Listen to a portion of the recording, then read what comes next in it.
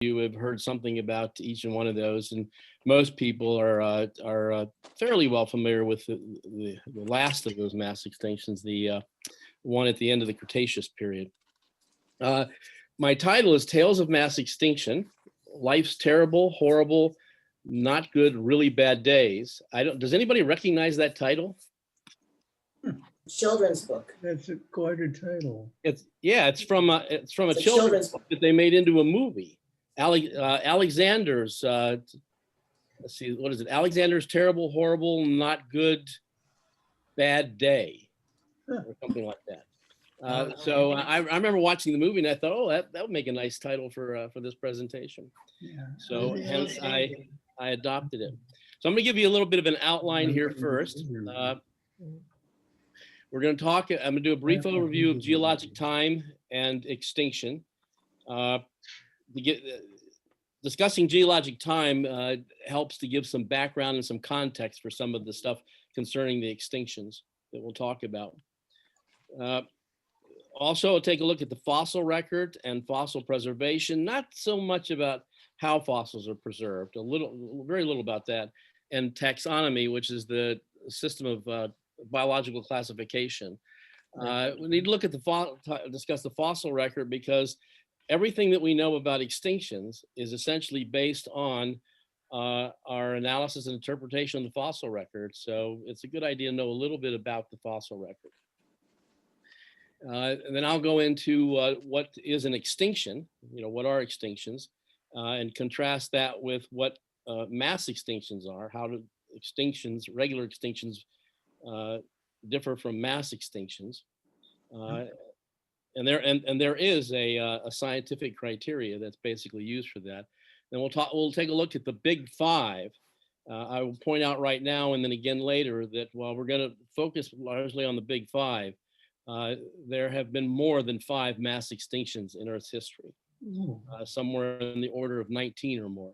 Wow. But the big five are the ones that get talked about all the time. They get taught in schools, and and if anybody knows anything about mass extinctions, they know something about one or more of those. And then we'll talk about some lesser extinctions, the Pleistocene extinction, which Mark sort of hinted at or said a few words about in his presentation 2 weeks ago now, right? And then the 6th extinction, which is an extinction that some people think that we are in the midst of right now. So we'll talk a little bit about that. So let's move on. So first, a little bit of introduction things. Extinction is a fundamental rule of life on Earth, okay?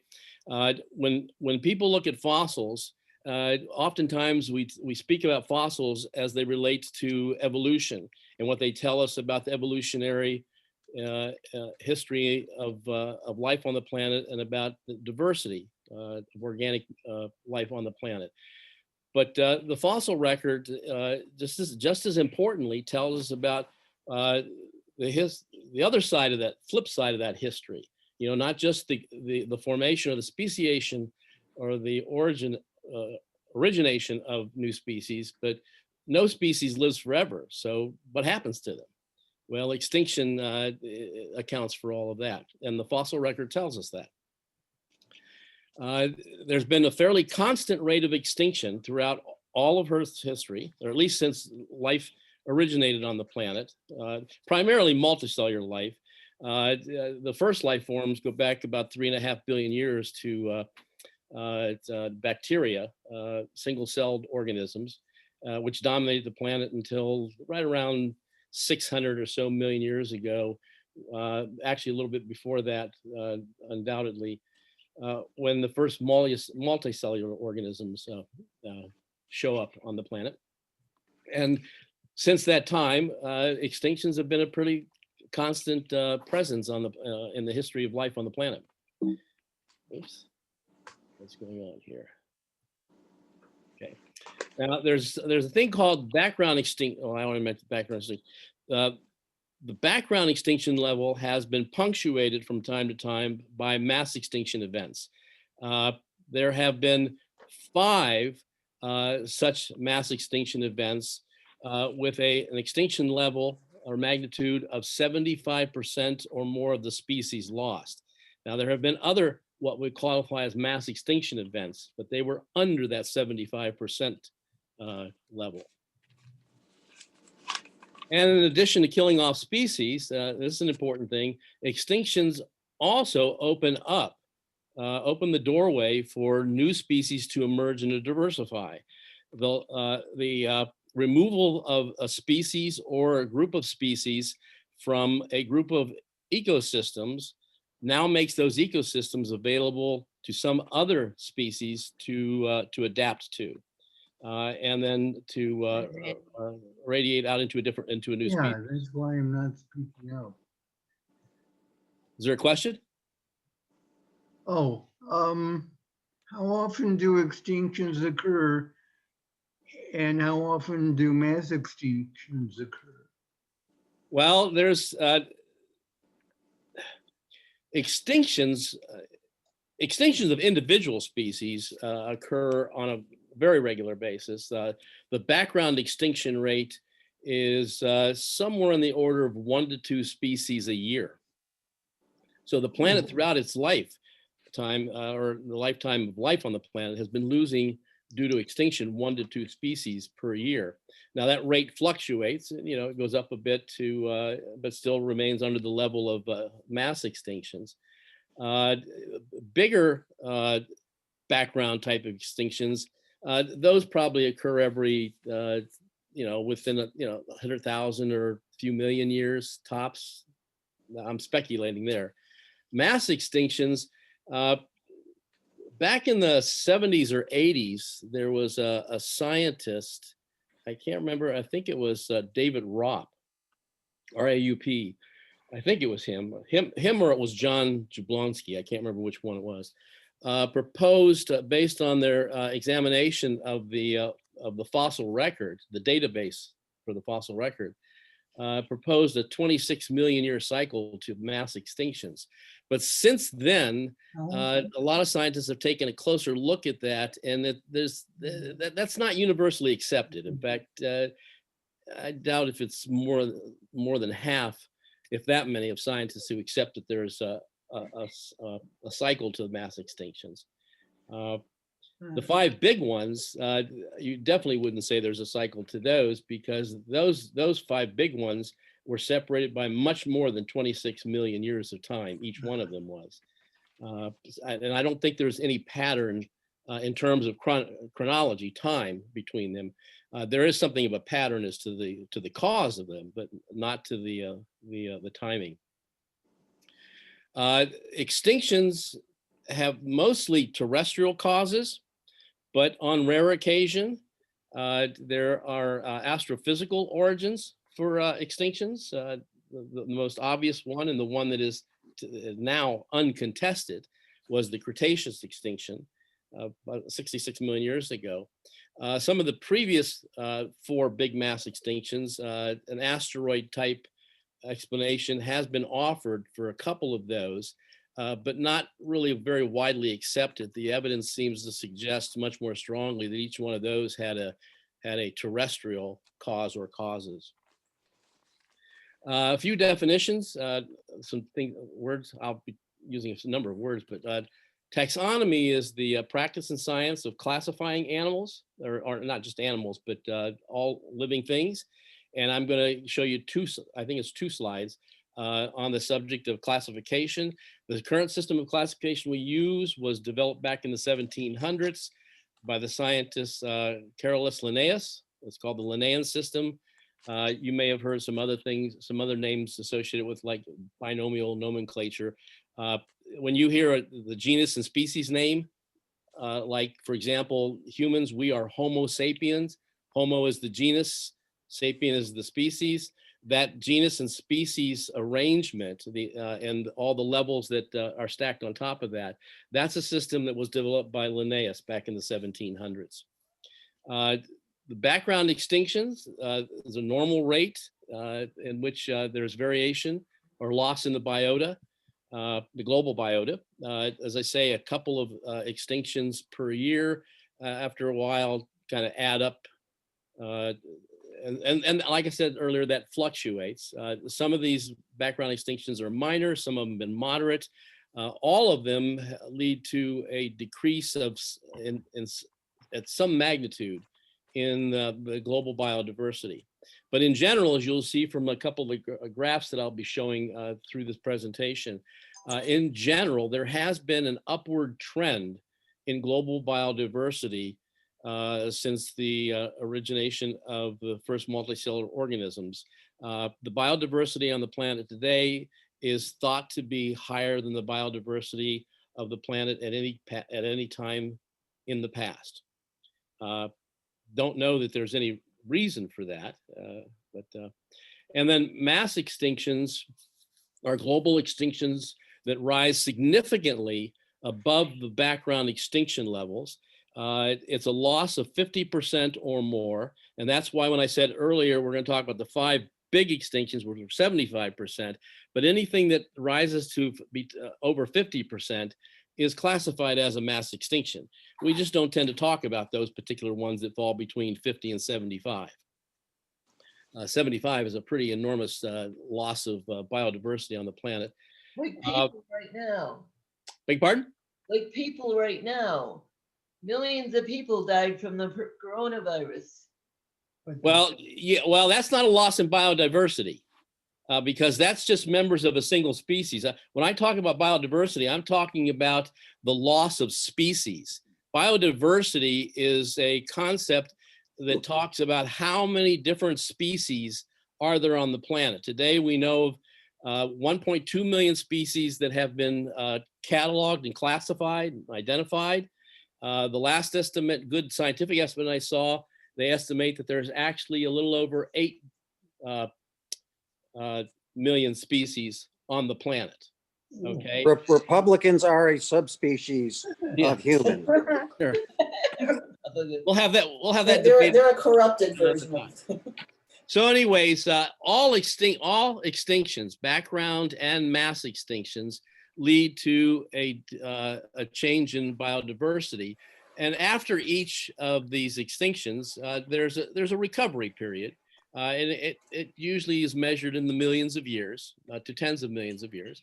And the biodiversity recovers, and oftentimes recovers and then exceeds where it left off during the last extinction, mass extinction. So it's been increasing, not steadily, because there's some ups and downs in the curve for it. But first, a little bit of a look at geologic time. This is a geologic time scale. I know that looks like really cluttered, and there's a lot of information there, and I'm not going to cover all that stuff. I'm just showing it to you to make the point that geologists and paleontologists, primarily geologists are the ones who first established this, have broken the Earth's history up into chunks of time. And those chunks of times are eons, eras, periods, epochs, and ages, or sometimes referred to as stages. And you can see all of those on this chart. The really big ones, somewhere on the chart, you'll see where it says, well, where you see it's Cenozoic, Mesozoic, and Paleozoic, those are eras. And where you see Jurassic, Cretaceous, Triassic, Paleogene, Neogene, and that, those are periods. And then those smaller divisions within the periods are the epochs, and then next to each of those epochs are even smaller divisions, which are the ages, and that's all labeled across the top of this chart. And then there are bigger chunks that are called eons, and an eon is made up of one or more era. So, anyways, the geologic time scale is one way that we shorthand to represent the Earth's history. And we can put an awful lot of information into a geologic timescale, and they have done so with this one. So here's it's broken out into the smaller time periods, or from the largest to the smallest. Eons are the longest, and you can see that bar up there. Notice it's the one it says eons at the top. It's divided into 3 sections there. They're not all the same length, but they are all each relatively longer than any one of the ones in the eras, for the most part. Well, actually a little bit of overlap there. So the eons are the longest chunks of time, and then the eons are split up into shorter periods of time called eras, and then the periods and the epochs below. And then this chart also shows ages, or I sometimes refer to them as stages. And this accounts for the 4.6 billion years of Earth's history is all accounted for on this geologic time scale. Brad, Beg pardon? would you prefer questions wait until the end, or can I interrupt? Oh, go ahead. Go ahead. Go ahead. If there's been so many extinctions, how come there's not more evidence of more species other than dinosaurs having been found? Oh, well, I think you're actually going to hear me talk about other species. Dinosaurs, and you got to keep in mind that dinosaur is not a species designation. Yeah. It's a broad category, and so far to date, the last I heard, something close to 1,000 different species of extinct dinosaurs have been discovered to date. So we know the dinosaur group itself accounted for over the course of 160 million years, accounted for about around 1,000 species.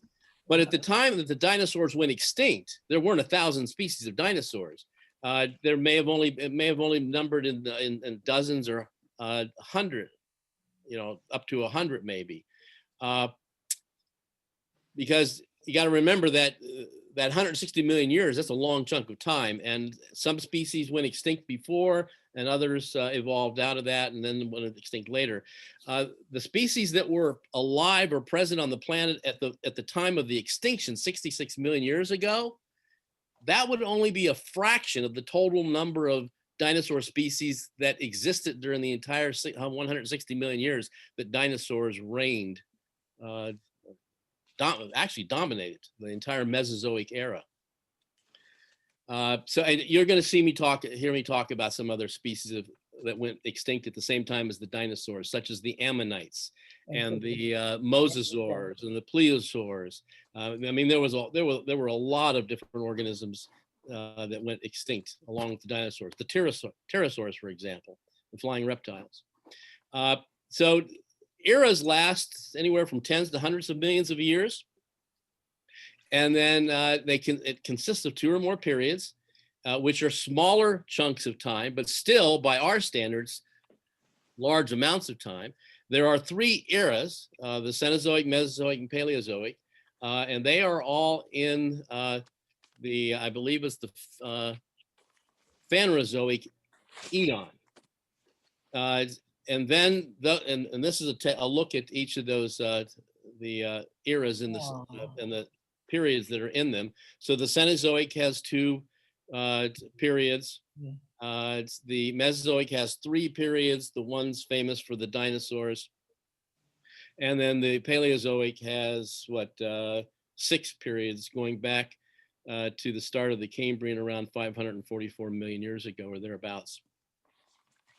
And then the periods themselves are broken, last only about tens of millions of years, whereas the eras can get up to hundreds of millions of years, okay? They are most commonly used as the units for dividing up the time scale, although the larger chunks of time scale were actually, the 3 eons were actually divided up based on mass extinctions. But I'll get to that later. These are associated with rock systems, the periods mostly. The names of the periods for like the Devonian and Ordovician, those names, oftentimes they're the names of ancient tribes from England, like Celtic groups or what have you. But they're based on the location of some rock unit that was identified as a rock unit belonging to that particular period, and is so that's how they derive the names. Okay. And then again, the Cenozoic era, the Jurassic, the Mesozoic era with its 3, and you can see the time frames. Like Cretaceous was 145 million years ago to 65. Actually, that number is now 66 million. that this slide's a little out of date. And then the Paleozoic, and its period's broken down. And then the epochs last only maybe several millions of years, as opposed to tens of millions of years for periods. Okay, now biological classification. Get a little bit of background here. I mentioned this system, the classification system was developed in the 1700s by Linnaeus, sometimes referred to as the Linnaean system.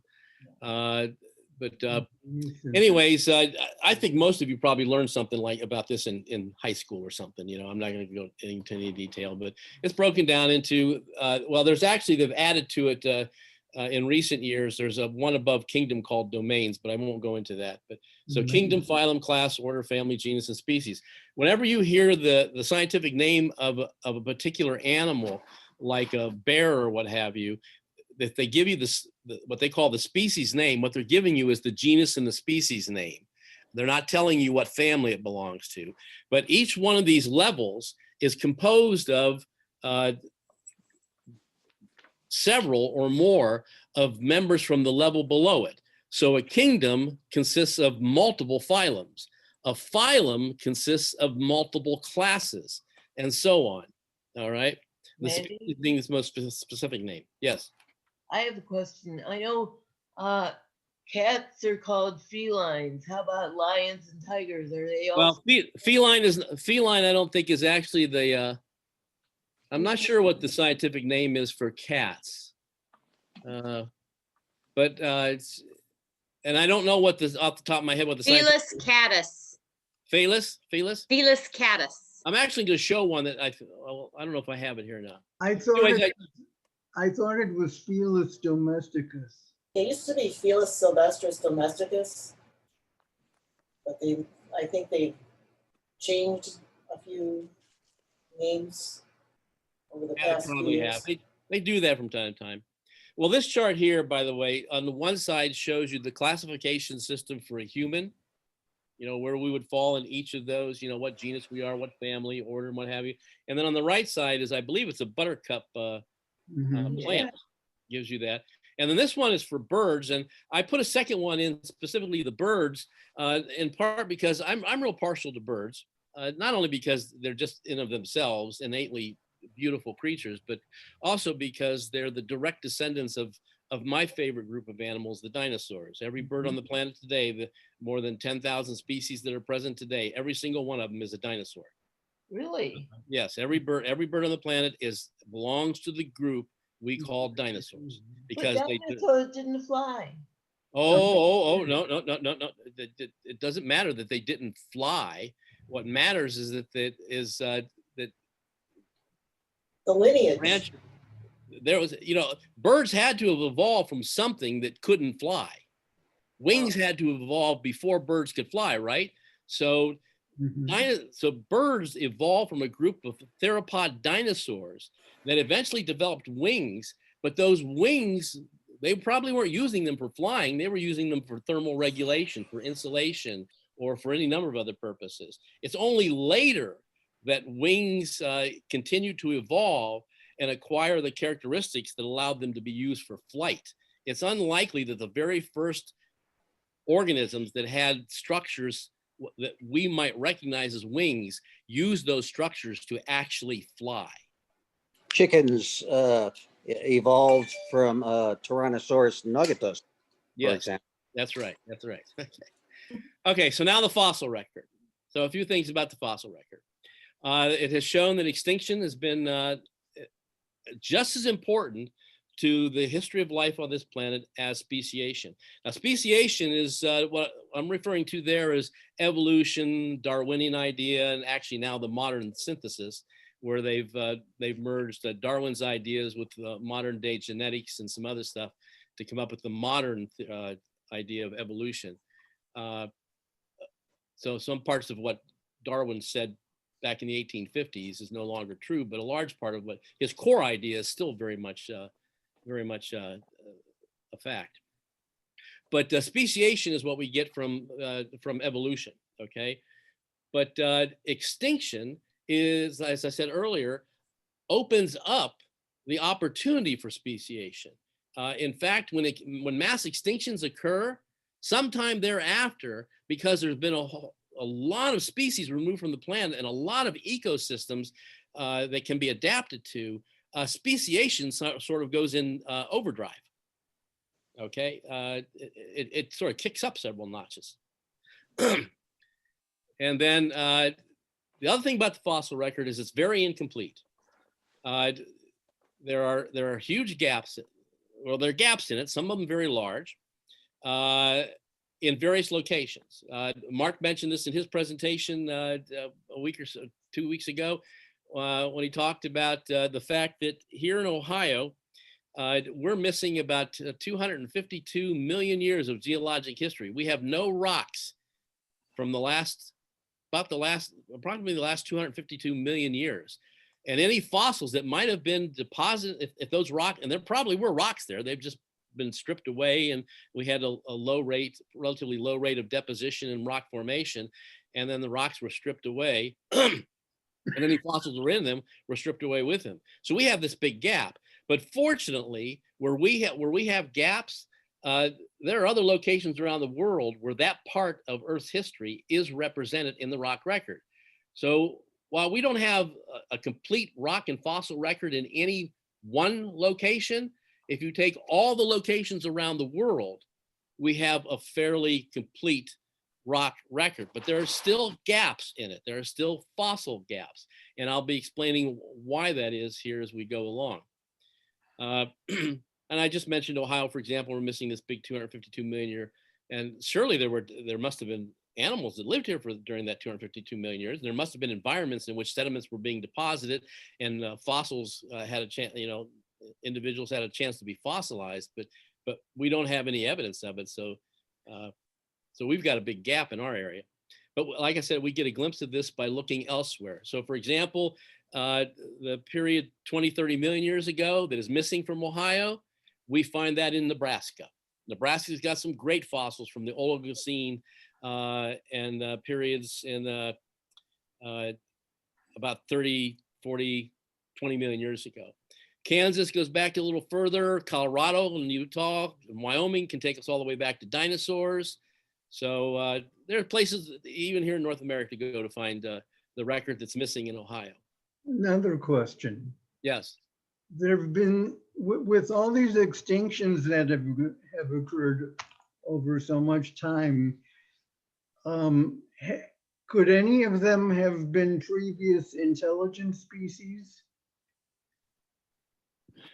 Oh, I can't say with 100% certainty that the answer is no, but there's no evidence in the record to indicate that there was. And when there's a lack of evidence, it's not really appropriate to say something.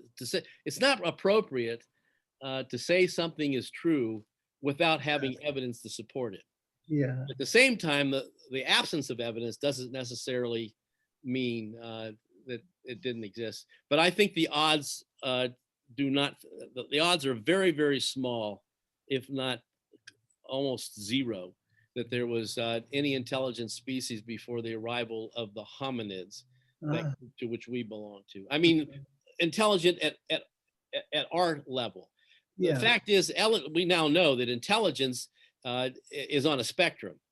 And chimpanzees have an intelligence. Yeah. Even dogs have a certain intelligence. So when you talk about intelligence, you kind of have to define what it is you're speaking about. Yeah, we've learned that in the past few years. Oh, yeah. Even amongst humans, that's right. Okay, so there's been a great variety of plants, animals, and simpler life forms on Earth in the past. This is one of the things that the fossil record shows us.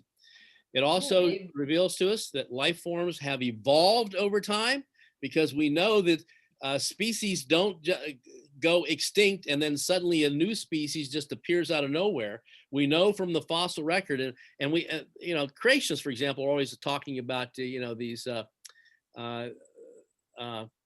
punctuated missing equilibrium. links. They're always talking about missing links and saying, well, where's the missing link? Fact is, every single fossil is a missing link. Every single fossil is a link to what preceded it. Okay, so this notion of missing links, that's a I don't know, non sequitur, or it's one of those things. Okay, it's utter nonsense. Every fossil Fallacy. is a missing link of some sort. Mhm. Okay, and we know that life gives rise to other life. So life evolves from previous species. Most life forms of the geologic past have become extinct. We know this from the fossil record because very few of the fossils that we find in the fossil record have living examples. And that would only be, and for the ones that do, that would only be organisms where we have a fossil that may be only 100,000 or 50,000 years old or something, and we can find a modern correlation for that fossil. But we do know that all species did evolve from some previous one, most of which are extinct now. So extinction is the rule, not the exception to life on Earth. You've probably heard several people say, and I'm going to say it several times here, that somewhere in the order of between 97 and 99% of all the life species that have ever existed on the planet are now gone. They're extinct. The estimated 8 million species that are on the planet today, they would represent no more than 1 to 3% of all the species that have ever existed in the history of the planet. So extinction is the rule, okay? It's not an exception. Fossils are found almost exclusively in sedimentary rock, and that says a great deal about, one, why we have gaps in the fossil record, and two, about the environment in which organisms can become fossilized, and therefore the environments in which those organisms lived at the time they died, got buried, and underwent the process of fossilization. The fact we don't find fossils in metamorphic rocks or in igneous rocks, and that tells us a great deal if you know how to read the rock record. Fossilization occurs what it tells us is that it occurs exclusively in environments where sediments are being deposited. And then organisms die, get buried by those sediments, and later those sediments are lithified into sedimentary rocks.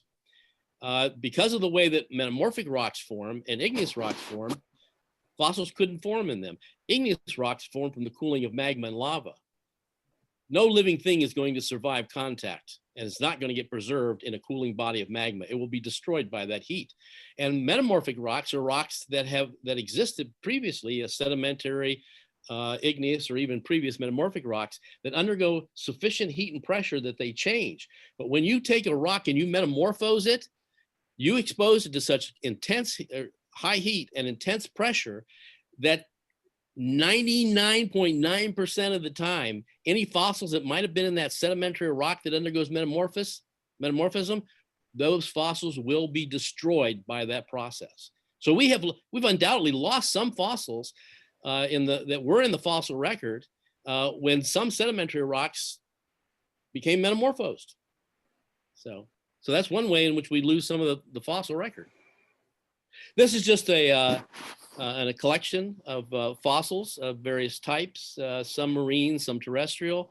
3 of those fossils there are fossils from 4 of them actually, are fossils in the collection at the Cleveland Museum of Natural History. So they're pictures that I took. The 4 on the left, well, the 2 on the left and the 2 in the middle are fossils from the museum. The one at the top left is a fossilized shark from the Devonian. The one in the top middle is I believe, I'm sure that it's either a mammoth or mastodon jaw. I don't recall which. The one directly below it, it looks like it's got a protrusion up there. That's actually a dinosaur vertebrae. That's actually one of the fossils that I worked on in the museum. I cleaned that fossil up. It didn't look like that when I first got it. And then the one next to it to the left is the head of an amphibian from the Pennsylvania period. The other fossils are fossils that I got online. There's a trilobite there, a plant in the upper right corner, and then over in the far right, the at the very bottom right are the impressions of a bird's foot, and right above it is an ammonite. Ammonites, by the way, went extinct along with the dinosaurs at the same time. So what is the fossil record itself? It's all the fossils, the millions and millions of fossils that have been collected and are stored in collections, as well as those fossils that are still in the rocks, waiting to be discovered. Many fossils are never taken out of the rocks for a variety of reasons. First of all, if we took every fossil out of the rock that was ever discovered by somebody, we wouldn't have enough museums to hold those collections. That said, the museums around the world hold millions and millions and millions of individual specimens of fossils, which tells you that there are probably millions more of them out there. And keeping in mind that we got big gaps, that's individual specimens I'm talking about, okay? To date, we've only identified about 250,000 species of fossil organisms in the fossil record. Now that's only about roughly a fifth of the total number of species that are on the planet today. I'll say something more about that a little later. Now, there's a bias in the fossil record, which explains why there are fewer species in our fossil collections than we actually have present on the planet today. Because if there have been millions and millions and millions of species that have lived in the past, why don't we have more fossil species than we have present species? Because we're talking about hundreds of millions of years. Well, like I said, fossils get destroyed once they're formed. Some fossils never form. Whole species, an entire species may never leave a single member in the fossil record, in part because of where it lives. You know, it has to inhabit an environment in which fossilization can occur. And if it lives in an environment in which fossilization doesn't have a chance of occurring, they could be dropping dead all over the place and we'll never know that they were there. The other thing too is that the fossil record, there's a preference, if you will, or bias for hard parts. Soft parts don't fossilize very well. They decay and decompose and get destroyed very easily. We do have some soft bodied fossils, you know, impressions of soft tissues, but they are rare compared to all the other fossils that we have, which are predominantly of the hard parts of organisms. So any organism that has hard parts is much more likely to be fossilized than an organism that doesn't have. And unfortunately for us, the very earliest life forms on the planet didn't have hard parts. They were all soft bodied. And the only reason we know that they were there is because we have found a few rare cases of soft-bodied fossils dating back to 600 to 700 million years ago. But they're Ediacaran fauna. Yeah, the Ediacaran. Yeah. Yes. Yeah. Mm-hmm. But Randy, Yes. When these animals die, why isn't their skeleton preserved better? Well, that gets back to the other thing, which is the process of fossilization itself. Having hard parts just increases the chances you'll get fossilized. It doesn't guarantee that you'll get fossilized. But First of all, it takes special circumstances for even hard parts to be fossilized.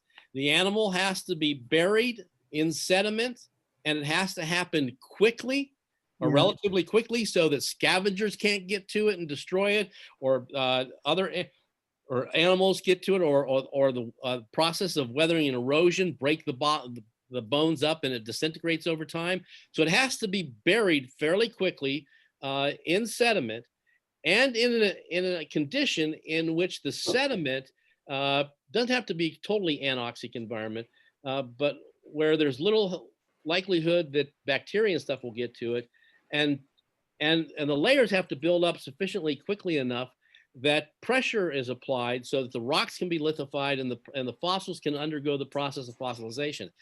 Bottom line is, in short, fossilization takes a certain set of special circumstances for it to occur. So if it's not fossilized, then the skeleton will just erode away? Oh, it'll break up into pieces and be destroyed, and it won't take very long. I No, see. yeah, not long at all. Now, like I said, specific conditions are needed for fossilization. Only, as I said, and I just mentioned what those are essentially, only a tiny percentage, and I need to emphasize that, only a tiny percentage of living things actually become fossilized or became fossilized in what is now our fossil record. Okay, chances are that you might find for every, I'm just making a number up here, but to give you the idea, for every 100,000 individuals, members of a species, and let's say there's millions of members, for every 100,000, maybe one or two of them, if you're lucky, will get fossilized. And in some cases, you could have millions of members of species, members of a species, and not a single one of them become fossilized. And I'm going to talk about that a little in an upcoming slide. So here you have to have the specialized conditions. This is kind of exaggerated because this is not what happens to a triceratops. I mean, fossilization of a ceratops is not quite what this is image. It's a little bit of exaggerated, but gives you kind of the idea. Maybe the animal dies in water, and then it gets buried under lots of sediment that protects it from being destroyed. Then it undergoes the process of fossilization. Now, here's the slide I was mentioning. Up in the upper left, you have a cougar, a mountain lion. In the lower right, you have what is that? A big sheep or the Bighorn sheep? Bighorn sheep. Yeah, bighorn sheep. Now here's the reason why I put them two. This is just two. I could have picked any number of examples. Both of these animals live in mountainous regions where sediments, where there's very little in the way of running water, except for water running down away from the mountains, not up towards where they're living up at the top, okay? And there's very little sediment being deposited where they're at, if any. So what do you think the chances are? And they both have hard parts, right? What do you think the chances that in the future fossil records, we'll find even a single one of either of these two species of animals? The odds are pretty damn low. So hundreds, thousands of years from now, future paleontologists looking at the fossil record, without the written records that we've started producing, they would have no idea that these two species of organisms ever existed. The fossil record has gaps in part just because of where the animals make their living. They don't get fossilized. Okay, so now what is an extinction? Short record. This is just a quote from Charles Darwin with his view on extinction. This is from 1859, the year that Origin of Species came out. It's species and groups of species gradually disappear. So and this is what's called the gradualistic perspective on evolution and extinction.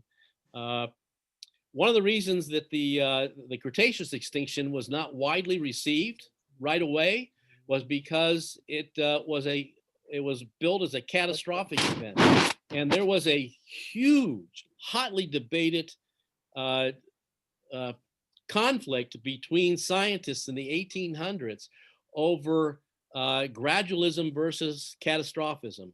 Catastrophism is what everybody thought before because it fit with the biblical story of the catastrophic Noachian flood. Okay, the gradualists came along and supplanted eventually catastrophism with gradualism, the idea that natural processes happen much more gradually. We now know that gradualism is the dominant process, but occasionally catastrophic events do influence the history of life.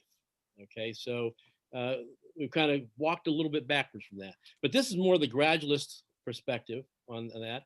And then this is George Gaylord Simpson, who was part of what's called the modern synthesis.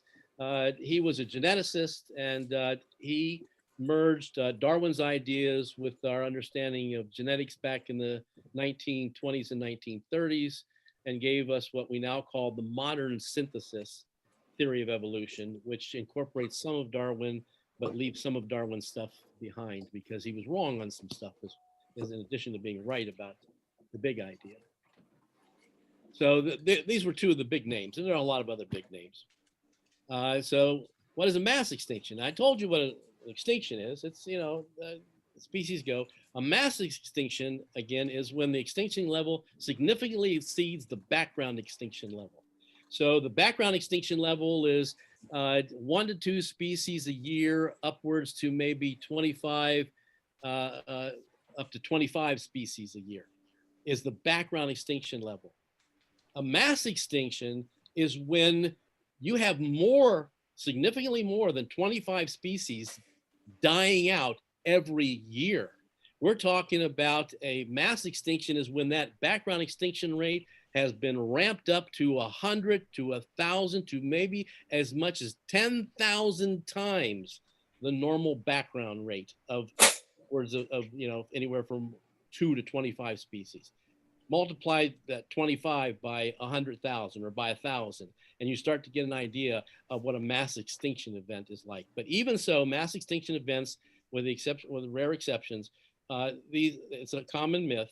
Mass extinctions don't occur overnight. Even mass extinctions typically can take anywhere from 100,000 to upwards of a couple million years for the entire pattern. And then to go back down to background extinction rates. The mass extinctions were used to draw the boundaries between the three eras, the Proterozoic, Mesozoic, and Cenozoic. And that was actually, by the way, just a little trivia here. In doing my research for this, I discovered something I didn't know. The eras were actually named by a paleontologist by the name of John Phillips, who taught at Princeton University. And here's the thing that's so cool about John Phillips. John Phillips was born in Cincinnati, Ohio. So one of our native Ohioans was responsible for an important part of the geologic timescale. He was also a contemporary of Charles Darwin, and actually took Charles Darwin to task because Darwin at one point did a calculation, I forget what criteria he used, and determined that the age of the earth was about 300 million. Phillips told him that his math was all wrong, told him that he was using some pretty poor math, and estimated that the age of the earth was more like 1 billion. Even he was wrong, but he was a lot closer than Darwin was, because today we know it's about 4.5, 4.6 billion. So Phillips was a lot closer than Darwin was. Did you just admit you didn't know something? Who, me?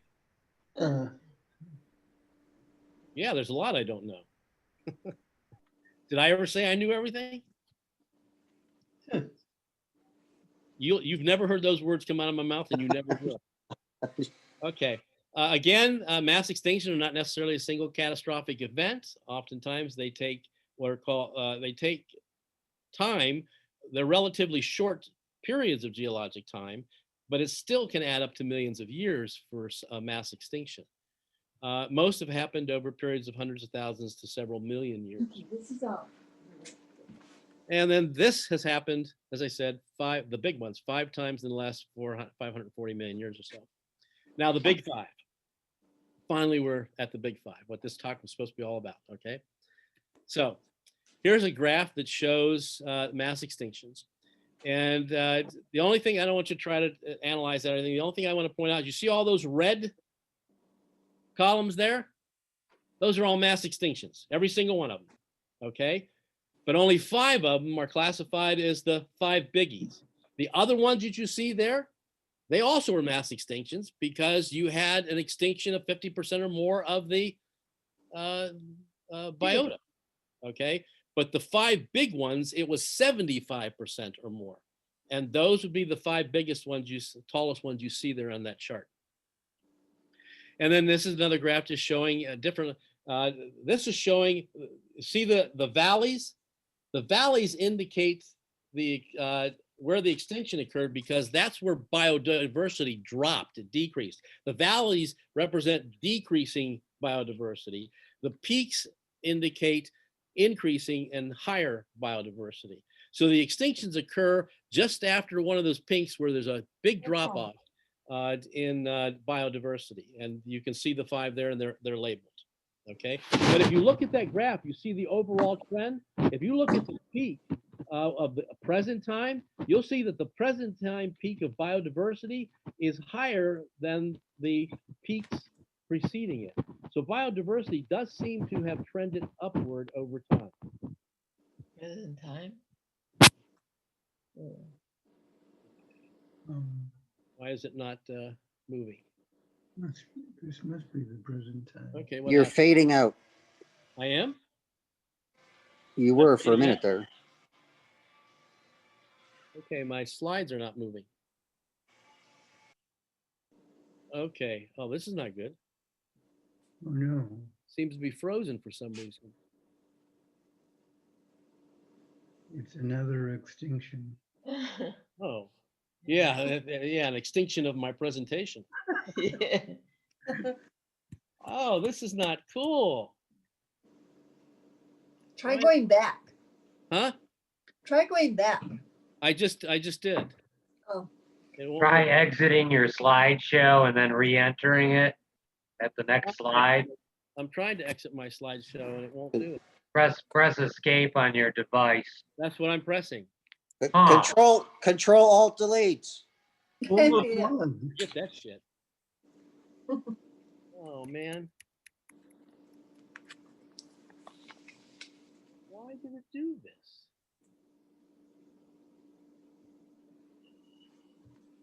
I can't seem to I don't know what to do. Do you have a Mac or a PC? I have a Mac. Okay. Then I can't help you, sorry. Yeah, I know. Normally escape would have done it for me. But I don't even have a cursor to allow me to go anywhere to point at anything. Push the off button and then turn it back on. If I push the off button, it's going to shut my computer down, which means I'll have to open everything back up and then Yeah.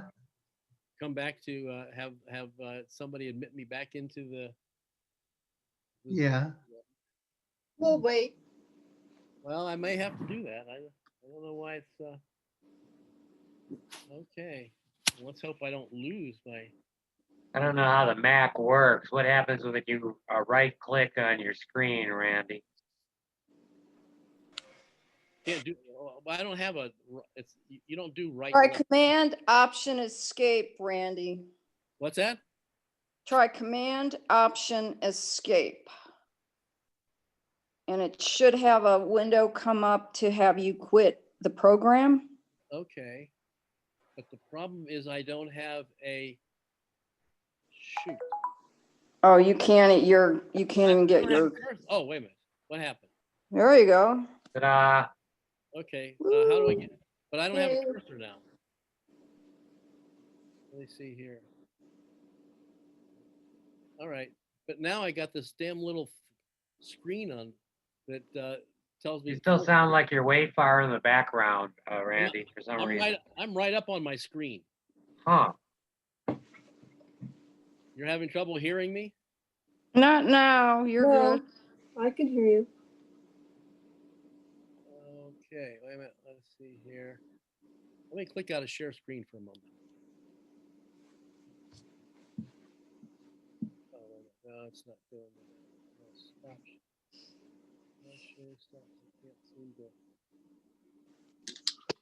Okay, I don't know what's going on here. All right. Oh gosh, I got all this stuff now. I can't even see the slides. Now it seems to be stuck again. These paleontologists talk about two concepts, what they call the trigger and the kill mechanism.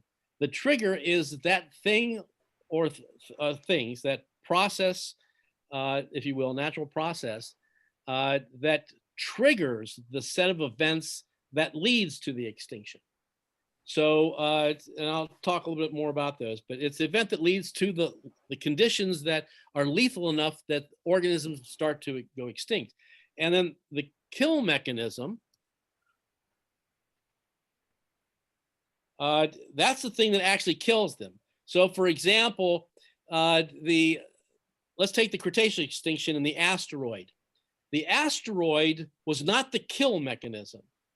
relatively few individuals, and only those within a few hundred miles of the actual impact site, would have been killed directly by the asteroid itself.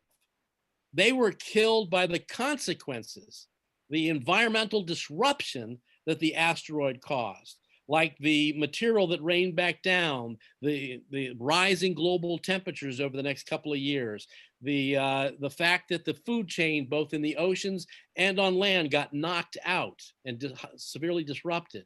All right, those would be the kill mechanisms. The asteroid was what triggered those kill mechanisms. And so paleontologists talk about both of those when they're talking about what caused the extinction of this or that species, or what caused this or that mass extinction. Okay, and now here you see a slide that just lists some of them. Like, so bolide is just the fancier word for asteroid or comet or meteorite that strikes the earth. They're called bolides. It's a trigger. Volcanism is a trigger. Volcanic eruptions, the lava doesn't actually wipe out an entire species, but the environmental change, the climatic change that enormous volcanic activity can produce, that's what causes the extinction. So volcanism can lead to a severe climatic change, and the climatic change becomes the mechanism of the death. Or anoxia, where oxygen levels in the oceans drop because something triggered a decrease in oxygen levels in the ocean, and then the decreased oxygen levels is what starts killing off the marine species. Okay, so this is just another example of kill mechanisms. This one refers mostly, I think, to marine environments. And then some of the other contributing things, like I said, climates, volcanoes, air temperature changes, water level changes, changes in water acidity, changes in oxygen levels. All of these things can contribute to a mass extinction, especially if they're climatic changes that are like kind of like global in magnitude or in size. Oh, wait a minute. Okay. And then this is just a chart showing the drivers of extinction through time for each of the mass extinction events. I won't go through the whole thing there, but it repeats a little, to some degree, some of the stuff that you've seen in some of the other slides. But what it does is it lists what were the trigger mechanisms, what were the actual kill mechanisms, was there a cooling or a warming or an overpopulation, acidification of the oceans, that kind of thing. And then this shows trends in marine biodiversity over time. Now, this is marine environments. This is oceans. This is not just the lands. But the numbers there are where the mass extinctions occur. And this is only talking about the extinction in the oceans. But you can see that there was a decrease in diversity in the oceans as well as on land. In fact, some of the extinctions, the extinction occurred entirely in the oceans, because the one in the Ordovician, I'm not sure, I don't even think land plants had developed yet. By Devonian, I think you had land plants, but the first one was an entirely a marine extinction. But mass extinctions affect both marine environments and terrestrial environments, and cause a massive drop in biodiversity. And then this is just showing the same thing again. And at the bottom, you can see background extinction rates, and then you see the big peaks for the big 5 mass extinctions. Okay, the Ordovician extinction. So a few things about the Ordovician extinction. It occurred in 2 pulses. Okay, remember I talked about these extinctions. It's a myth that these extinctions are cataclysmic, all cataclysmic events that occur like in overnight or in a matter of hours, or even just in a matter of days. That's not true even for the Cretaceous one. The Cretaceous one, not all those animals died off in a couple of days. I mean, with the collapse of the food chains and stuff, it took a little while, but it was a much shorter period of time than any of the previous extinctions. But the Ordovician one was in 2 pulses, separated by 1 million years between them. And the pulses were a glaciation that occurred, I think they think it might have occurred on the southern continent of Gondwana, which was part of Pangaea or became part of Pangaea, and that massive cooling of that continent led to a global cooling, and a lot of species just couldn't adapt to that because it happened too quick for them. And that glaciation lasts for about 1 million years, and then it started to warm up again for whatever reason. And the warming trend killed off an additional batch higher than normal batch. And so this is an extinction event that occurred in 2 episodes, separated by 1 million years apart. But 1 million years in the geologic or fossil record, that's a relative time compared to the total, out of 540 million years, 1 million years, that's not, and out of the total age of the Earth, 1 million years is not a huge amount in geologic time. And so glaciation probably triggered. Now the glaciation, they think, may have been triggered by the uplift of the Appalachian Mountains. The rising Appalachian Mountains, which was an enormous mountain chain, could have been responsible for changing a variety of patterns, including air current patterns, that might have brought the global temperature down enough for glaciation to begin. And then at some point, it was no longer having that effect. And then the glaciation ended and the planet warmed up. But during this glaciation, 20% of marine families. Now, remember, families is one of those larger groupings in which you have species, genuses, and I can't remember if orders are in there. Okay, but when you talk about killing and genuses, when you're talking about killing off 60% of the genera or 20% of families, you're talking about thousands and thousands and thousands of species under those headings. So that's huge. And then the biodiversity eventually began to recover after this extinction end, and they estimate it took 5 to 20 million years for the biodiversity to recover and then start to increase, which it did a little bit, sort of on a continuous path until the next mass extinction, which was in the Devonian period. Randy? Yes. And because of global warming, like what about the polar bears in Alaska? Will they become extinct? Will we become extinct? Polar bears, there's a thing called the Red List, which is published by the International Union for IUC, International Union for Conservation of something, I can't remember. They're the ones that keeps track of the species around the planet that are endangered. And the polar bears, I think, is on that endangered list. There's some 300 species right now on a list of, I don't know, 600, 700, 800 or so on the red list that are so close to extinction that this organization has said that if we don't change our ways here, these 300 or so species could be extinct within our lifetime. And remember, I talked about that there's some evidence to suggest that we may be in the midst of a mass extinction, unlike any of the others, in that this mass extinction has a terrestrial cause, but it's not one of those natural causes like volcanism or what have you. It's us. It's our activity, our behavior, the things that we are doing, if this extinction is actually happening at the level they think it is. So this is the Ordovician period, the time frame for it. Again, I just show you the mass extinction so you can see where it's at in that.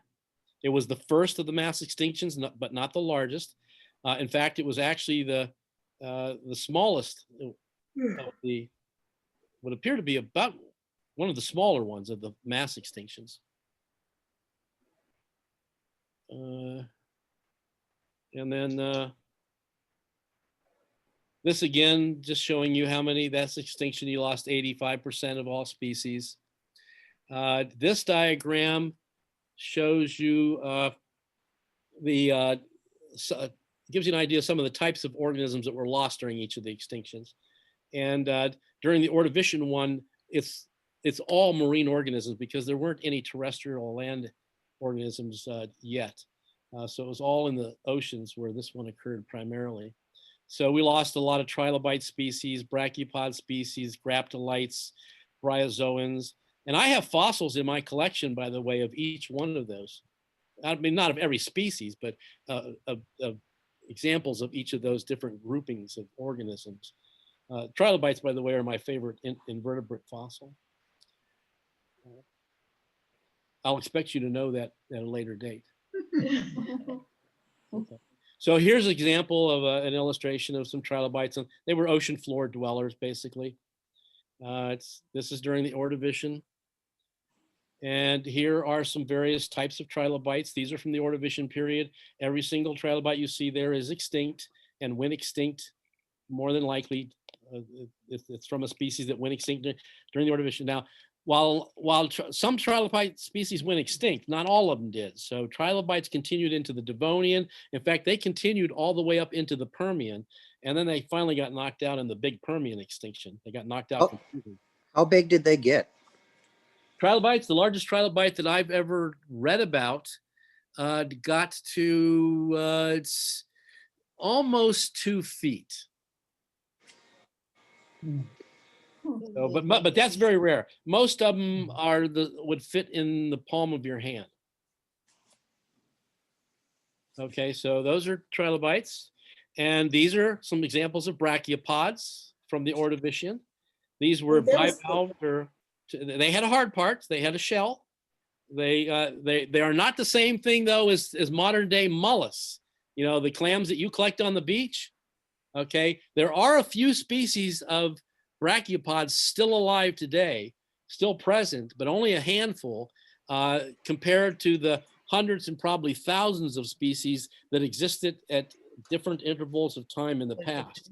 So their numbers have been drastically reduced. Those are the first fossils I found when I was a little kid. Yes.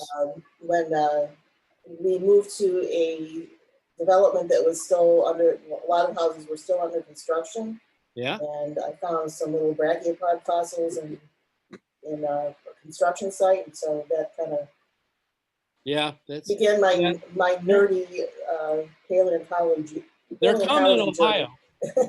We Yes. have Ordovician age rocks in Ohio, down in the southwestern part of the state primarily, that are just littered with fossils like this. I've collected them down there. There's a place, a public park, state park called Caesars Creek State Park, where you can actually collect the fossils there and keep them. And among them, they have brachiopods and very, very rarely trilobites, although you'll find some fragments of trilobites. And then some of these guys right here as well can be found down at Caesars Creek State Park, bryozoans. They look like little tree branches or something, you know, but they were actually animals. They were filter feeders, and they attached to the sea floor. And then they filtered the water, and there were little, that's the hard part, the stalk part. There were little animals that lived inside each one of the little things that looked like little holes. Okay, there was an animal in there. It was a filter feeder. What about crinoids? Crinoids are often referred to. There's another close-up view of a bryozoan. Crinoids, often called sea lilies, actually were not plants. They too were animals. They were filter feeders. They managed to collect their food the same way as bryozoans, but they looked very different from bryozoans, including that at the top of the branch, if you will, the stem of a crinoid, you would find what looks like a flower. That's why they're called sea lilies. They got those feathery looking things that come up in the shape of like a rose petal kind of bowl. Anyways, but inside that stem, or inside that feather apparatus, there was an animal, and they filtered microscopic food out of the water as the water flowed by. So they were animals. Okay, the Devonian extinction. This was the second extinction. The causes of it are poorly understood. We have of the 5 mass extinctions, we understand what caused this one the least well. Although there are some ideas. It's just that the evidence is kind of poor, so we can't Crinoids really still settle exist. on a cause. According to fossilera.com, approximately 625 species of crinoids still survive today. They are Oh. the descendants. That's good. I didn't know that. Are crinoids different from crinoids, or is it just a pronunciation? That's just pronunciation. I really don't know how to pronounce it because I've always pronounced it it's not something that normally comes up in conversation here. when I took my paleontology It's an epithet. when I took my paleontology class at the University of Akron, my professor, Dr. James Teeter, who to this day I still think was one of the smartest paleontologists on the planet. He's deceased now. He pronounced them crinoids. So I've always pronounced them crinoids. And he was an invertebrate paleontologist. So he studied, well, he was actually an ostracod specialist, but he knew more about invertebrates than he did vertebrates. This So extinction may have been triggered. We don't know for sure, may have been triggered by glaciation. Oh, I'm sorry, I got this confused. The Ordovician was a glaciation by some other source. There's some evidence that there was a massive glaciation in South America that what is now what's then called Gondwana, or what was Gondwana. Evidence of glaciation around this time that may have triggered this extinction. But again, the evidence isn't conclusive. So this is one possible explanation. There are several others that have been offered as well. There's no volcanic activity that we can associate with this. Maybe an asteroid, but nobody's found a crater of sufficient size or of the right age to conclude that a crater, that a asteroid had anything to do with this. It may have been some kind of a climate catastrophe. It killed off 22% of marine fauna and 57% of the marine genera. So when you're talking about, again, when you're talking about 22% of all the marine fauna, we're talking about an awful lot of species there. And that's just the marine. That's not even mentioning what happened on land. I think this did even more devastation on the land. And then this is some of the species that went extinct. Sharks, conodonts, rugose, and tabulate corals, species of these, not all of them. Ostracods, some of the jawless fish. The arthrodires were completely wiped out. Arthrodires were a class of armored fish, of which the famous Dunkelostheus from the Cleveland Museum of Natural History is a part of. All the arthrodire fish were wiped out. Jawless fish made it, or the jawless fish made it through this extinction, and some of the other types of fish made it, but the arthrodires, they were wiped out completely in this extinction. And then that gives you the time range for the Devonian period. And then this slide again, which just shows you the amounts of loss, like about 75% in the Devonian period extinction altogether of all species. That's marine and terrestrial. So most of the damage appears to have been terrestrial, although a lot of marine. Okay, and then this again that I showed you before shows you it's over in the Devonian age. You can show it's showing mostly marine organisms there as some of the species that went extinct. Trilobites took a pretty good hit in this extinction, though they didn't get wiped out. It'll take 2 more geologic periods before they get wiped out, or one more. The next mass extinction wipes them completely out. And this is an artist's illustration of what a Dunkelostheus might have looked like. Dunkelostheus and the terrifying critter in the back chasing one of the Devonian sharks. And we do have in the collection at the museum example of at least one type of Devonian shark as well in our collection called Cladiolsalakis. And it's on display in the museum right in the same case where our Dunkelostheus is. Why are they called armored? Is it because they have an exoskeleton? They had, well, they're called armored because at least the front portion where their head was made up of this really hard almost bony-like material. It wasn't soft. It wasn't soft cartilage stuff. It was a very hard, so they're called armor because they looked like it was armor, but it actually was. Exoskeleton is a fair way to describe it, but only in the over the head region or the head, and there wasn't all that much soft tissue underneath. The back part of first of all, the duncal osseous, we don't find anything from the end of the head back in the fossil record, which means it must have been mostly or almost entirely soft tissue. When did sturgeon come about? Sturgeon, I think, probably come out sometime after the Devonian, but I'm not sure about that.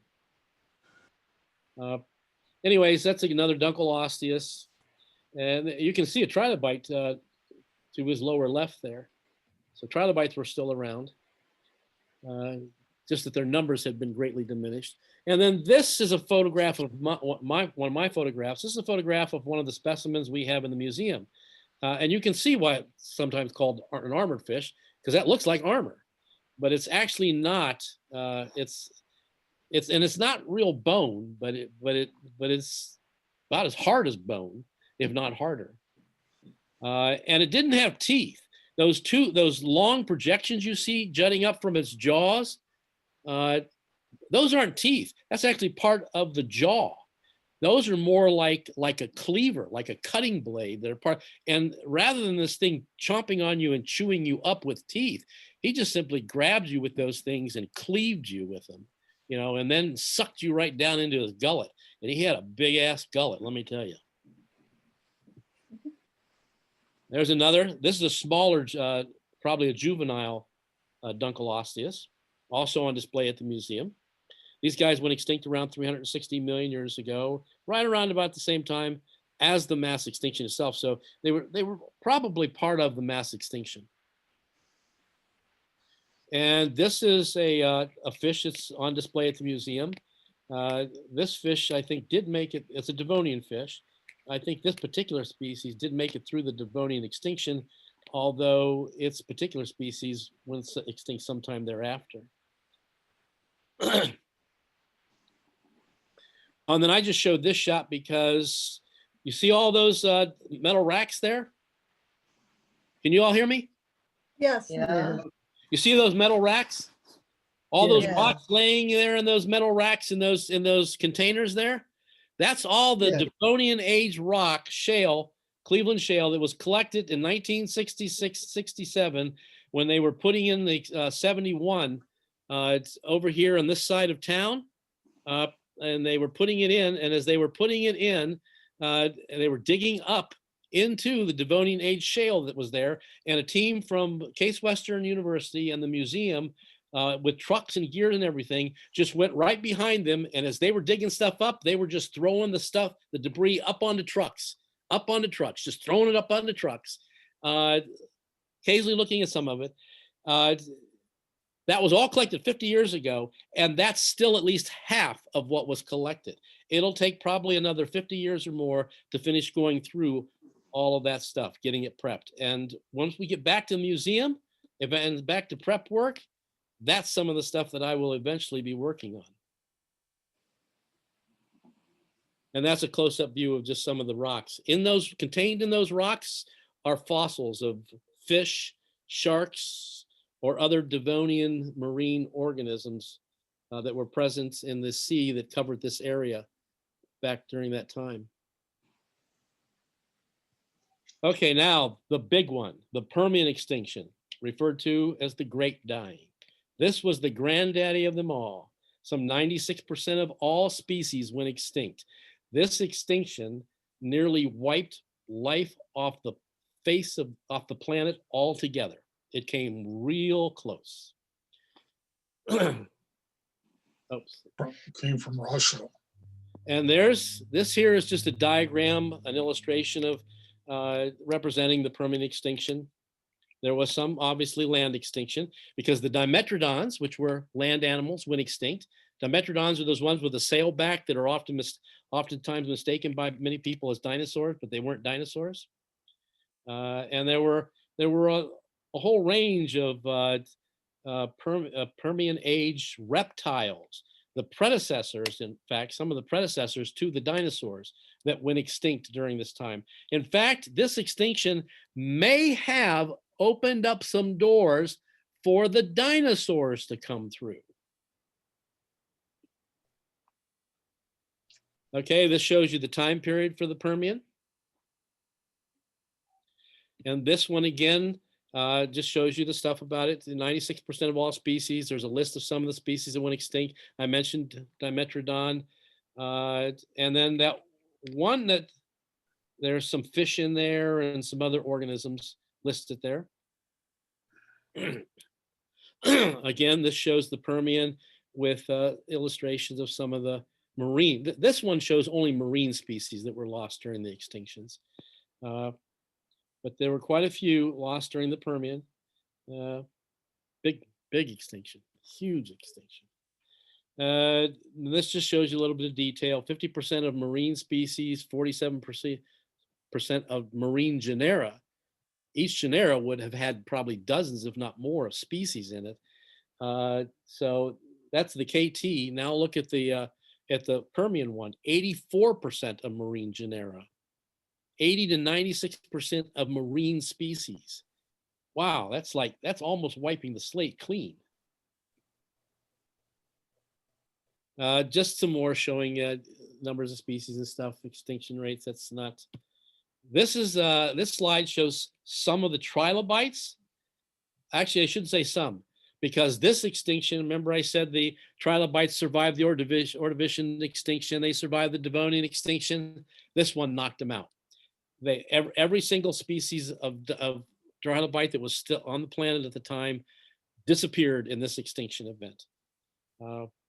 So now for the last 250 some million years, we haven't had trilobites on the planet. I've got about 25 different species of trilobites in my fossil collection here in my house. And then blastoids.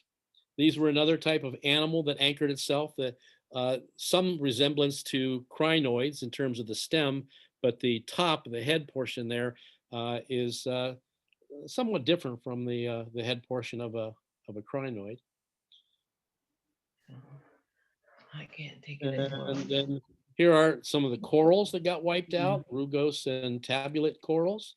There are still corals on the planet today. They're just not as diverse as they were prior to this extinction event. Well, no, I take that back. Actually, no, there's a lot of corals. I might be wrong about that. They may have even greater diversity now. I don't know. And then, okay, some more losses. Brachiopods, bryozoans, acanthodians, the jawless fish, insects. Insects, which are hard, insects are rarely affected by extinctions, okay? And insects were around well before the Permian, but they got hit pretty hard in this one. Eurypterids, which went completely extinct. Eurypterid looks something like a cross between a trilobite and a horseshoe crab, and it is the state fossil of New York. A particular species of trilobite is our state fossil, Isotelus maximus. And then some of the proto-mammals, the therops, and some of the reptiles, anapsid reptiles went extinct. That would include, like I said, the Dimetrodon. And there's a fossil of a Dimetrodon. And an illustration of a Dimetrodon. Again, these guys, they were there just before the dinosaurs came in, but they get lumped in with the dinosaurs because a lot of people look at them and think, well, they look something like a dinosaur. But do you know how to tell the difference between a dinosaur and a non-dinosaur reptile? I give up. Take a look at its legs.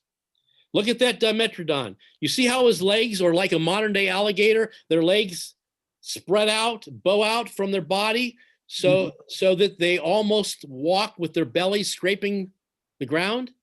Mm-hmm. Dinosaurs had legs directly under their torso, more like us. Their legs, they didn't scrape the ground. Their bodies were directly under their torso. That's how you tell the difference between, one of the ways you tell the difference between a dinosaur and a non-dinosaur reptile. Dimetrodons have differentiated teeth like Yes, yes, mammal. yes. Here's one. Now, it's thought that the cause for the Permian extinction was massive, massive volcanism that occurred in India. I mean, enormous. The kind of volcanism that has only been seen once. Even the volcanism that came later in the Cretaceous period that may have contributed to that extinction was less, smaller than this. But although it was a really big one, this was just enormous volcanic activity on the Indian subcontinent. And that there is a picture at the top showing you the plateau. You can imagine how thick that is. We're talking about miles and miles of thickness of now solidified lava called basalt. But that stuff was flowing out and it was throwing up gases into the atmosphere and caused a global climatic catastrophe that led to a mass extinction. At least that's what they think this was the primary cause, if not the sole cause.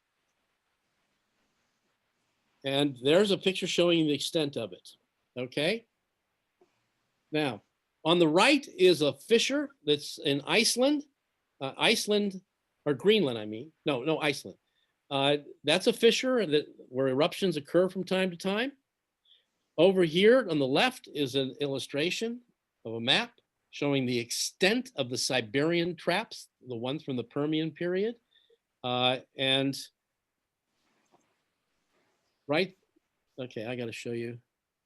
Okay, and then here's some text. The Siberian traps, more than, in excess of 3 million square miles of India is covered by that basalt flow.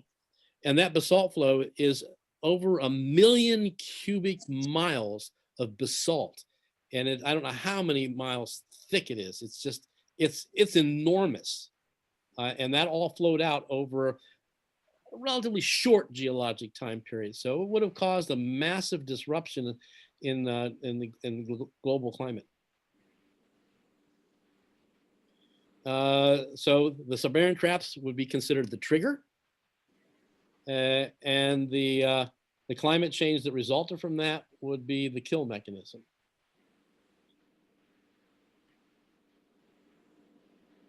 And so global warming and massive amounts of carbon dioxide released in the atmosphere, even more than we have today. But the real big killer is that hydrogen sulfide poisoning. Lava also releases or can release hydrogen sulfide, and an eruption of this enormous size would have released an incredible amount of hydrogen sulfide into the atmosphere. It would have been, I mean, that's toxic. That's just, don't want to live in that environment. All right, again, this just highlights the CO2 as one of the CO2 would have caused pH changes, especially in the water, because that water, the oceans would have absorbed a lot of that pH, a lot of that CO2, and that would have changed the acidity levels of the water, and it would have done it over a short enough period of time that organisms couldn't have adapted fast enough, and so they went extinct.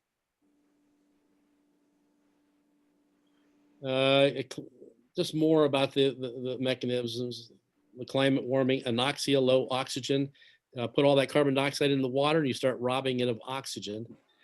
Carbon dioxide poisoning.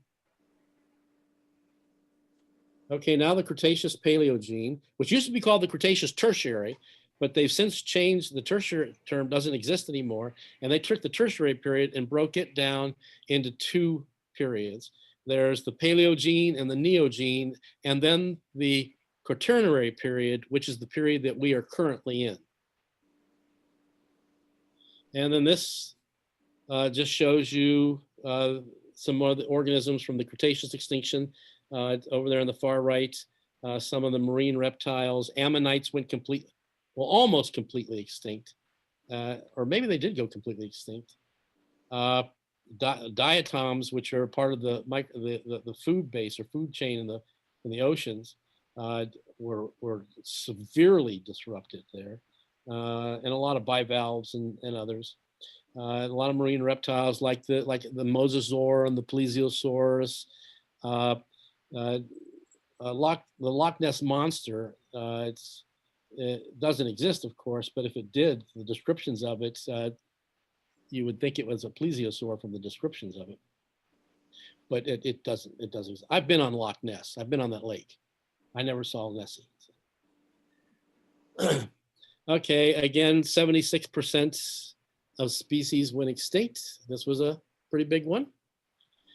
And this is just some stuff about the definition of what an extinction is. This one occurred 66 million years ago. It's most noted for marking the end of the age of the dinosaurs and the beginning of the age, what we call the age of the mammals. This extinction, remember I talked earlier in an earlier slide, I said that extinctions opened the doors for other species that were sort of being held inside or in the closet.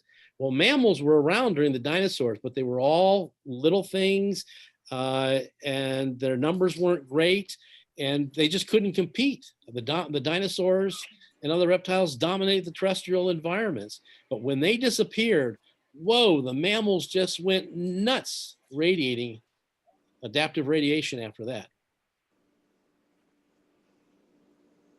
Okay, and this is just a picture of the iridium layer, the clay layer that is part of the evidence for the crater, which is, one of the reasons why we are certain that it was an asteroid impact that either triggered this and or was the primary, if not the sole cause of the extinction. And it was first discovered in Gubbio, Italy by Walter Alvarez, a geologist, and he took his findings about this high level of iridium. Iridium is very rare on Earth, but in asteroids, it's very common. And there's no way to explain how lots of iridium got into a layer on the Earth surface, Earth, because there's very little of it. And what little of it is mostly deep, deep, deep below the Earth's surface and can only come up through volcanic eruptions. And hence why they think that the volcanic eruptions that occurred in the Deccan Plateau may have contributed some of this iridium, but mostly this is an asteroid.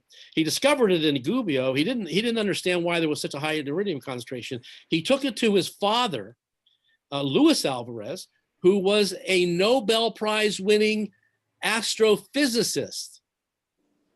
As soon as he saw his son's data, he knew exactly what was going on, and he told his son only an asteroid could deposit this, like an asteroid collision, stuff gets thrown up and then it rains back down to the surface of the Earth as a kind of a dust, and then it settles out around the world. And we've found hundreds of locations around the world now where there is this iridium laced layer of clay. And I've seen it. I've actually seen it myself out in both in Canada and in Montana, because it's exposed in layers.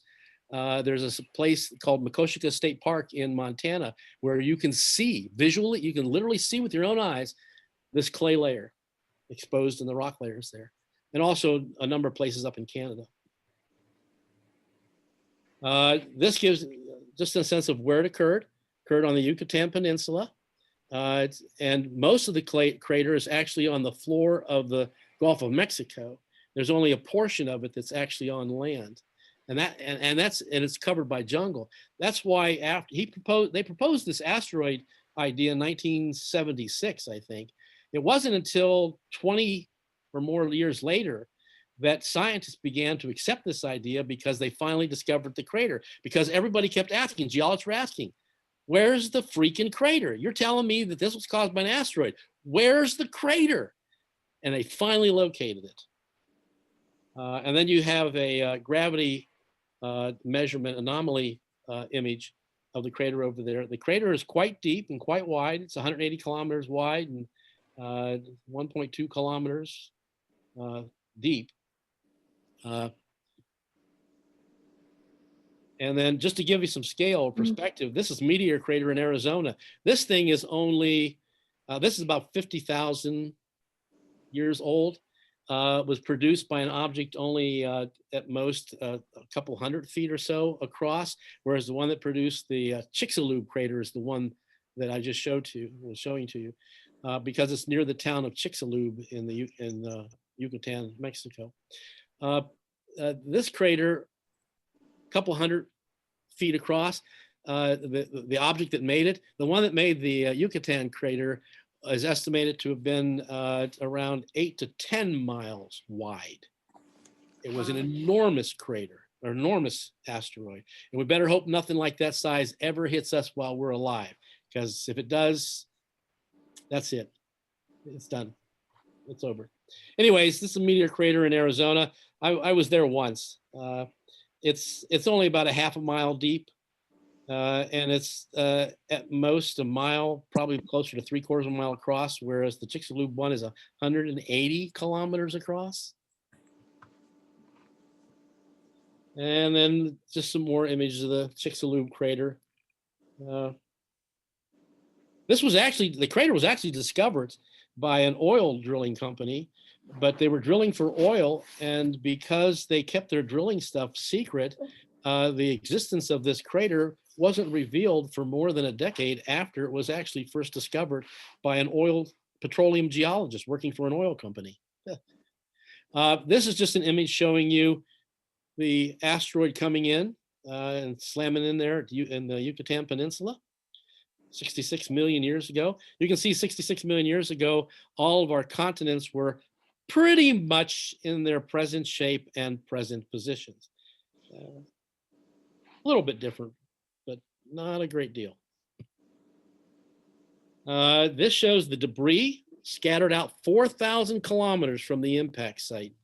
And then some of it got lofted so high into the atmosphere, it got picked up by the winds and it got scattered around the country. That's why some iridium got deposited, for example, in Italy.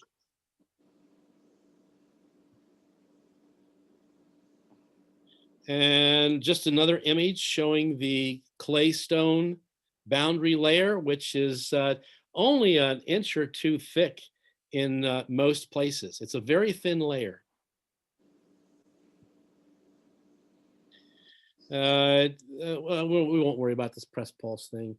That's the press pulse thing is the same thing as like the trigger kill mechanism idea. Something pressed it, that's the trigger, and then the pulse was the kind of the kill mechanism. Extinction in the oceans was pretty big. 90% of primary producers in the oceans went extinct in this extinction. 35% of echinoderms, often referred to as sea squids, or not, yeah, sea squirts. Corals, large number of corals went extinct. A lot of. I just want to let you know, we're looking at the press pulse. I'm seeing the press pulse slide right now. Is everybody else seeing that one? Yeah, we're I'm just, sorry, so what is the likely I'm sorry, I cause? hadn't moved on. I hadn't moved on yet. There we go. There's the ocean extinction, 90%. And I'm sorry, I forgot to press the button. And then this is the slide that I'm looking at right now. And you can see down at the bottom, 100% of belemnoids, 100% of rudis and other corals, and 100% of mosasaurs and plesiosaurs. So 100%, they're all gone. None of them left. All gone. Only fossils now. This is an image or illustration of a plesiosaur and a mosasaur. These were terrifying animals. I have a fossil mosasaur tooth, and I think I have a fossil jaw from a mosasaur. I don't have anything from a plesiosaur, but you can see samples of it. We have a mosasaur on display in the Cleveland Museum of Natural History, and I've seen both in other museums. What do we know about this extinction? We know that it's most well seen in North America.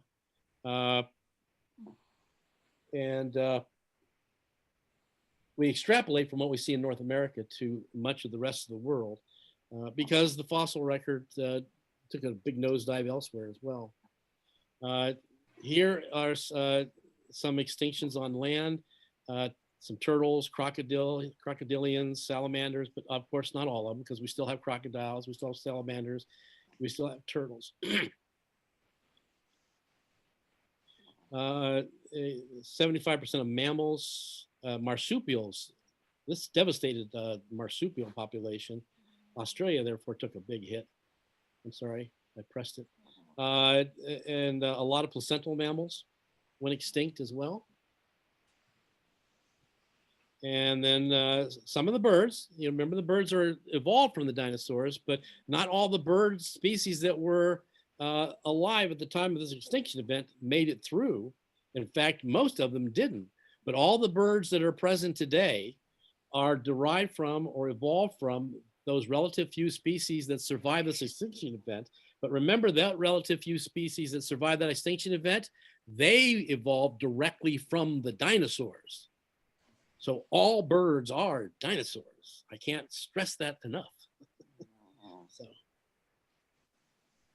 Pterosaurs went completely extinct. These were made famous in Jurassic Park, the Jurassic Park movies. Well, we already talked about the cause. We pretty well know what the cause is, so there's no point in dwelling on that. And although there are other causes that have been offered, the sea level fluctuation, there was a fluctuation in sea level. There was also some climate fluctuations in terms of temperature. When you add these to the asteroid, it stands to reason the asteroid wasn't the only thing, but it was almost certainly the dominant trigger. And then this here is, there was some volcanism in India, smaller than the previous volcanism back during the Permian in India, but still pretty big. And those cliffs that you see there, those structures, that's how thick that lava was there that cooled and formed those layers that you're seeing there. The timing is a little bit off. That's why they're not sure that the volcanism played a significant role in the, but it may have played a more of a minor role.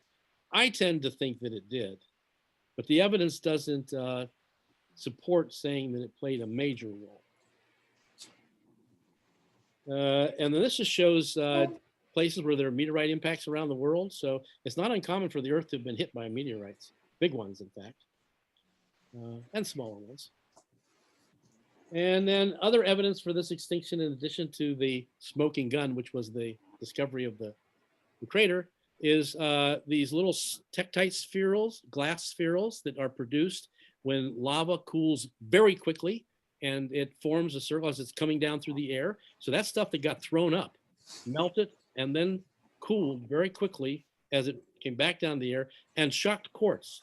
It takes a nuclear blast or an asteroid impact to shock quartz and create that kind of pattern at the microscopic level that you see in that piece of quartz. And just another image of where it's at. And then finally, the Pleistocene extinction. This is a well-known extinction primarily in North America, although we do find evidence for elsewhere, South America, and a little bit in Europe. Megafauna extinction, meaning the big animals that were existed then, although they weren't as big as dinosaurs. Mammoths, mastodons, giant ground sloth, the giant beaver, short-faced bear, and dire wolf. That should say dire wolf, and some others. This one possibly caused by some overhunting, but most likely a climate change, or more likely, or possibly, I think probably more likely, a combination of the two. But I would think that the climate change was the dominant factor here, not overhunting, because I find it hard to believe, and I think most geologists, paleontologists do too, that our primitive ancestors back then with just spears, in what we would call the caveman days, were so successful at hunting that they hunted all of these species out of existence.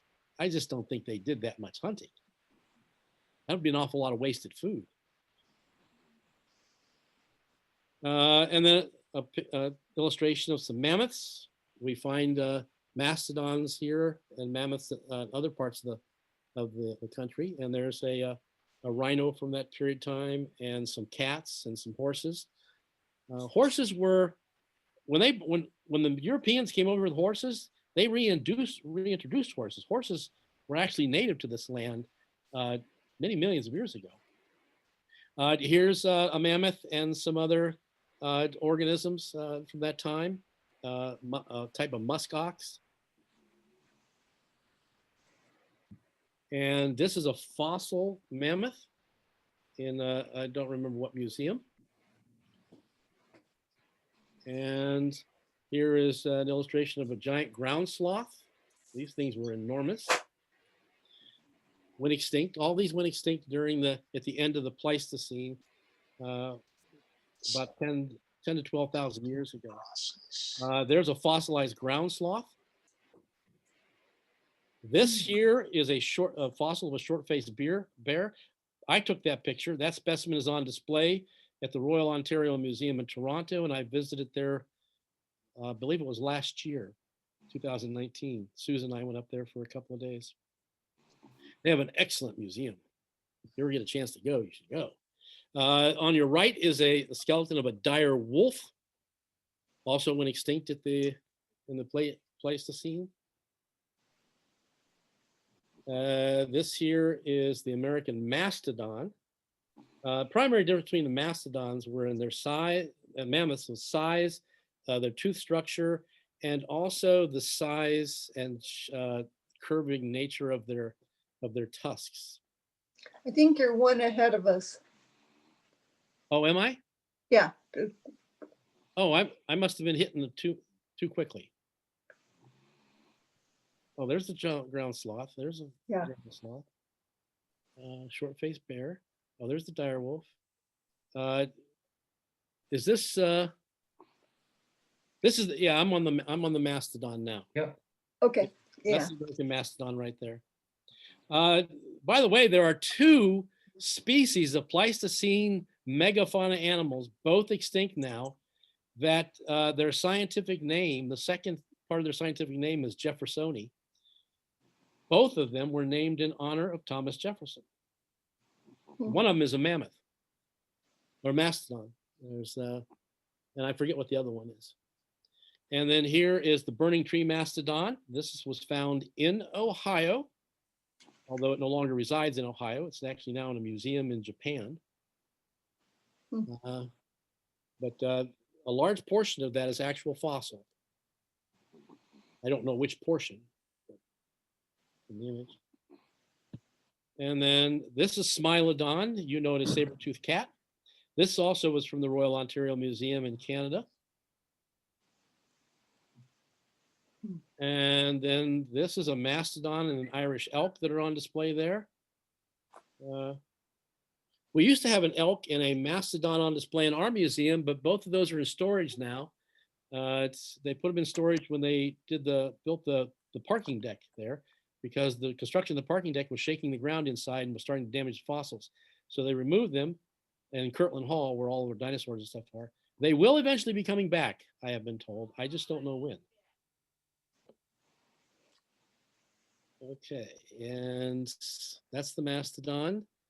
And the sixth extinction, I'm just going to say this about it. Some people think that we're in an extinction now. And the reason for that is because the rates of extinction currently appear to be well above the background rates. Some estimates go from anywhere to 100 to 1,000 times the background rates of extinction. And if that is true, if that bears out, then that would mean that we likely are in a mass extinction. But it won't be apparent in the fossil record for a very, very, very long time. It is still a controversial idea. More recently, well, in this extinction, I mean, humans, the moa, a giant bird, the dodo bird, the passenger pigeon, the Carolina parakeet, all of these organisms and many more are extinct because of human activity. We either hunted them out of extinction. We did that with the passenger pigeon. We destroyed their habitats to the point where they went extinct because of habitat loss, any number of other things. Down there you see that it says the red list, the International Union for Conservation of Nature. If you want to know anything about endangered species, about which species are on the brink of extinction and so on, go to their website, and the red list is what you want to consult. And currently there's around 1.2 million species, estimated 8 million. So there's a lot of species that haven't been discovered yet, if there in fact are that many, and we think there are. So, and I'm just gonna go through. pass through these because we don't need to talk anymore about this. Like I said, it's a controversial issue. And if we are in fact in a mass extinction, it should eventually become apparent to us. These are the potential causes of it if in fact it is occurring. Well, these are past mass extinctions. The current mass extinction, this would be the list of causes having to do with human activity. Well, that didn't show it. No, okay. This just shows what's happening here with some of the I'm sorry, right there's some of the organisms. This picture shows some of the organisms that have gone extinct during this thing that we think might be a sixth extinction. And then this does a similar thing, just shows some of the organisms. And I think we're very close. Oh, and then the last thing here. I'll be happy to send this to anybody who wants it. But this is a list of some really good videos. And that top one, how many mass extinctions have there been? That is a video lecture. No, I'm sorry, the bottom one, the Cretaceous Paleogene, what do we really know? That is a 45-minute lecture that was given and is on a YouTube video given by one of the head paleontologists at the Royal Tyrrell Museum in Drumheller, Canada, one of the best paleontology museums in the world. And they do some One of our real customers. What's that? It's one of our customers. One of your customers? Yeah, we do a lot of educational wild animal toys, and sometimes they ask us to do custom designs. Okay, well, that concludes it. I'm sorry it was quite long and made longer because something went fluey here. But by the way, next time you're out, say, please give a thank you to the birds because it was their ancestors who opened the door for you and I. So. Thank you, Randy. That was Yes, great. thanks very much, Randy. Thank you, Randy. You're welcome. Thank you. Really great. Well, and I get out of this thing. If you wanted to send us those slides, like particularly the last one you mentioned, that'd be really great. Yes, I will send you at least that slide or that list of videos. All 5 of the videos that I listed there are videos that I watched and consulted. So some of the material I used came from those videos. In fact, some of my slides were screenshots for some of the images in those videos. Yeah. So I didn't put anything in there that I didn't actually look at, read or watch. So, and those are really good ones. And of the 5, the best one is that one that was at the bottom of that lecture from that paleontologist Royal Tyrrell was just incredible. But that wasn't about all the mass extinctions. That one was a lecture only about the Cretaceous extinction. But it's an excellent one. Yeah, I have a question, Randy. Yes. So, okay, so back to the brachiopods. When did you say they went extinct? Well, I said some species went extinct during, I hope I'm not going to lose anything here. Some species went extinct during the Ordovician extinction, the Devonian extinction, the minor extinctions in the Silurian and the Pennsylvania and Mississippian, and then the big one in the Permian. But even the Permian didn't knock out the brachiopods. It severely reduced their numbers to the point where today the biodiversity of brachiopods is very poor. There's only a relative handful of brachiopods species still in existence. But apparently some species did make it through both the Permian and then the Cretaceous extinction. So we still have some brachiopods, but only a handful.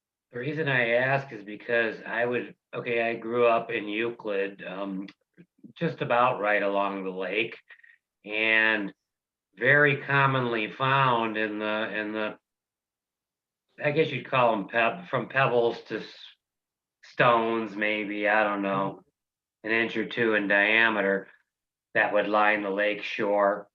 I found a bunch of them. Do you think those were like Devonian ones that were sort of chipped off from the? Well, I'm not sure what age the rocks are along the lakeshore there, but I'm guessing they're probably Devonian. Is that shale rock that's over there? Well, you find all kind of rocks, along the lakeshore, and some of them look more like, they'd be like older metamorphic pebbles. There's, ones with weird colors that look more like a granite-y sort of thing. You find you should go down and walk the lakeshore once. I'm gonna have to do that one of these days. I'm speculating based on what limited information you've given me, but I would say based on your description